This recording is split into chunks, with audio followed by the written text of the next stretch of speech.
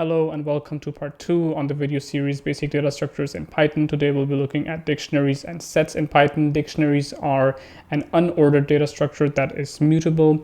This means that it's possible to change the values of a dictionary. Now, to create a dictionary, we can use these curly braces and give some key value pairs. So that's essentially what it is, like a key value data structure. So I'll just give some fruit names here, followed by the amounts. Now, to access elements of a dictionary, we use these square braces, followed by the name of followed by the key, the particular key we wish to access. So this gives us the number of bananas, 3 bananas. To change the element, we can also just write an equals to here, and then we can change the number of bananas to 8, for example, and this should give us an updated dictionary with 8 bananas. Now, there are a couple of ways. It's also possible to add a new key value pair, something that a new key value pair. So we can add some grapes like that, and this should then just simply append to the dictionary that's already been created. Now, to delete elements, there are a couple of ways. The first one is to use the delete keyword followed by the particular key we wish to delete, and this should delete both the key and the value.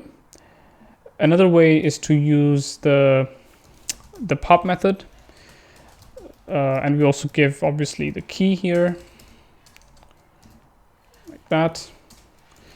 And the difference here is that the pop method also returns the value of the element we wish to remove. So if I just store that here, and you'll see that it returns 3. And this is useful in cases where we not only want to remove an element, but we also want to use the value associated with a particular key. Now, it's also possible to check whether a particular item exists in a dictionary, and it's a very nice Pythonic way to do that. We can simply just write banana in my dict, and this should then return true because it's in the dictionary. And then we can say something like grape in my dict, and this returns false, because it's obviously not in the dictionary. Now, the next step or the next thing is to look at ways to iterate a dictionary. So since it's a key value pair, there are a couple of ways to do this. So the first way is to iterate through. The first way is to iterate through the keys in a dictionary. So for key in mydict.keys, like that. And then you can just print the key like that. And this should then just simply iterate through the keys. We can also iterate through the values and change this to values. And then write val here, and that should just iterate through the values. If we wish to get the key and the value in the same iteration, we can also do that by changing this to items. Like that, and then we can simply write key and value, and that should give the key as well as the value. Now, it's also possible to copy a dictionary. So you might think that this is a way to do it, where you just create a new dictionary called mydict.cpy and then write equals to mydict. The problem here is that if we change the value of the original dictionary like that, then it would also be changed in the copied dictionary. To fix this, we use the .copy method here, and this ensures that it's actually two separate dictionaries, but the values are just copied over from my dict to my dict copy. So like that. It's also possible to clear. So let's say we want to clear all the values, or delete everything in the dictionary. For that, we can use the clear keyword like that, and then we just print my dict, and this gives us an empty dictionary. And finally, it's also possible to update a dictionary. So for that, we just use the update keyword like that, and then here we just give it so just give a new dictionary. This could be anything.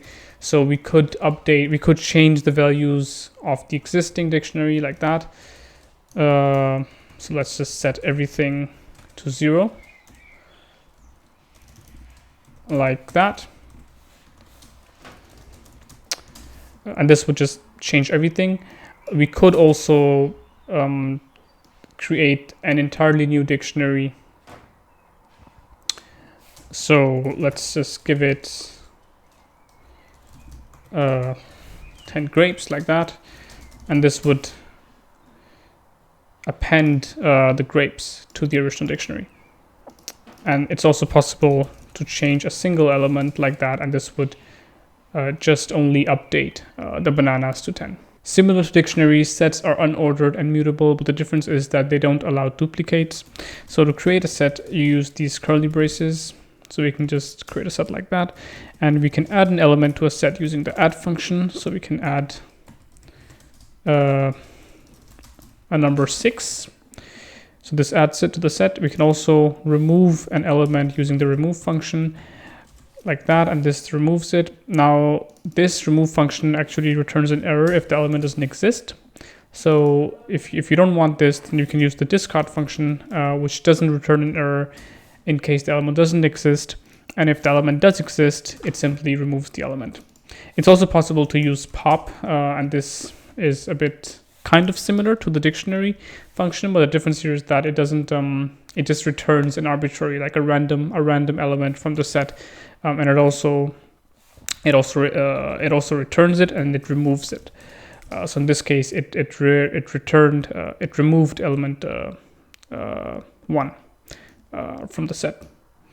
It's also possible to clear the set like that, which just removes everything from the set.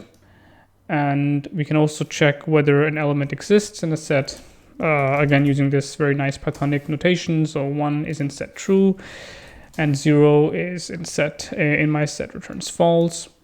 It's possible to iterate through the elements of a set like so, and here you can see that yes, we just iterate through all the elements.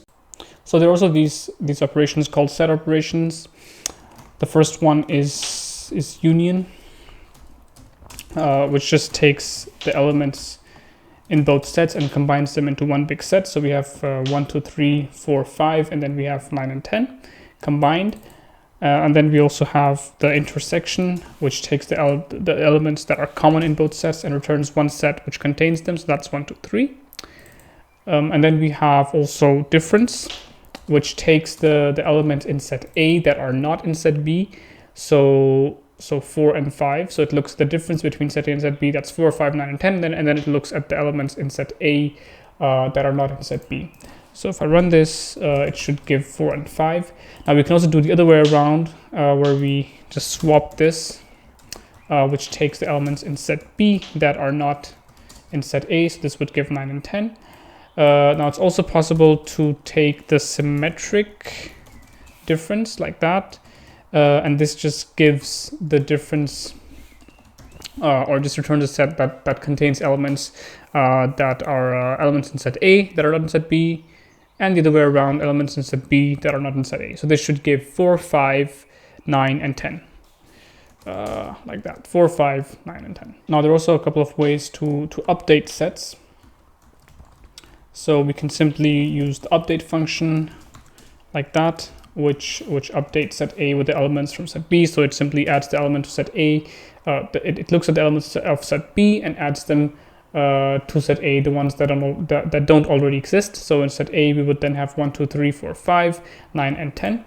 Now we also have something called intersection update, and this looks at the intersection between the two sets and updates set A with the values of the intersection. So in this case, it would update set A with values 1, 2, and 3, since they exist both in set A and also in set B. So like that, so this gives 1, 2, and 3. Now we also have something called difference update, which is very similar. This one looks at the difference between set A and set B, and it looks at elements in set A that are not in set B, and updates set A with that. So in this case, it would return with elements 4 and 5, like that. And finally, we have symmetric difference update, which looks at the differences across both sets. And this would again give 4, 5, 9, and 10. Lastly, we also have a couple of other functions. So we have So we have subset, which looks at whether set A is a subset of set B. So whether set B or whether set A is contained within set B. So it ensures that all elements in set A are also exist in set B. So if we have something like that, then this would return true. Since 1, 2, and 3 also exist in set B. But if we were to flip this, then it would return false. Since 9 and 10, they don't exist in set A. Now we can also use the superset, which looks at which looks at whether set B contains any elements that are not contained in set A. So in this case, set B contains 9 and 10, which are not contained in set A, and this would therefore return true. And if we were to flip these, it would return false. Now it's also possible to copy a set. So it's very similar to what we've seen before. So if we do something like this, and we then change the elements of set A, it would also change the elements of the set CPY. So to prevent this from happening, we use the copy function like that, and this should then keep set CPY intact. Now it's also one last thing is something called a frozen set, which is a set in which you can't add or remove any elements.